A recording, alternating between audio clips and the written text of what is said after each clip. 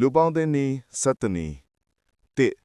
အားနေတဲ့သူနဲ့ပေါင်းရင်သူတို့ကိုလေးစားပါဆင်းရဲတဲ့သူနဲ့ပေါင်းရင်ပတ်စံဘလောက်ရနိုင်တယ်ဆိုတာကိုတိုက်ရိုက်ပြောပြပါ3ထက်မြက်တဲ့သူနဲ့ပေါင်းရင်အကောင်းဆုံးနီးလန်းကယူသားဖို့ဆိုတာကိုမှတ်ထားပါ4အားကြီးတဲ့သူနဲ့ပေါင်းရင်အစပြိုးစကားတွေအများကြီးမပြောပဲအထီးကအကြောင်းအရာလိုရင်းကိုတန်းပြောပါ5စိတ်ထားမကောင်းတဲ့လူနဲ့ပေါင်းရင်ဟန်ဆောင်နိုင်လေးပိုကောင်းလေးပါပဲမဟုတ်ရင်သင်ကိုယ်ရဲ့ပဲနစ်နာပါလိမ့်မယ်6မိန်းကလေးနဲ့ပေါင်းရင်ဂုံသိက္ခာအရအလွန်အလွတ်ပေးတာမျိုးမလုပ်ပဲ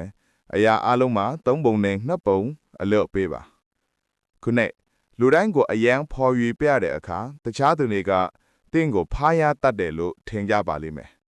ရှစ်တင်မကအလွတ်ပေးလုံးတဲ့အခါတခြားသူတွေကတင့်ကိုခါရလွယ်တဲ့သူလို့ထင်သွားကြပါတယ်ကိုတင်ကကိုကာဝဲဖို့တောင်တတိမနေတဲ့အခါတခြားသူတွေကအနိုင်ကျင့်လို့ရတဲ့သူလို့သတ်မှတ်တတ်ကြပါတယ်10တင်ကစကားများလွန်းတဲ့အခါတခြားသူတွေကလူရင်းကိုမရောက်လေပေါ်တဲ့သူလို့ထင်တတ်ကြပါတယ်11တင်ကတက်ကြွလွန်းတဲ့အခါတခြားသူတွေကတင့်မှာအလွတ်မရှိဒါမှမဟုတ်အရေးချင်းမရှိဘူးလို့သတ်မှတ်တတ်ကြပါတယ်ကြည့်ရှုအားပေးကြတဲ့တဦးရောက်စီတိုင်းကိုအထူးကျေးဇူးတင်ပါတယ်မူရင်းရေးသားသူအား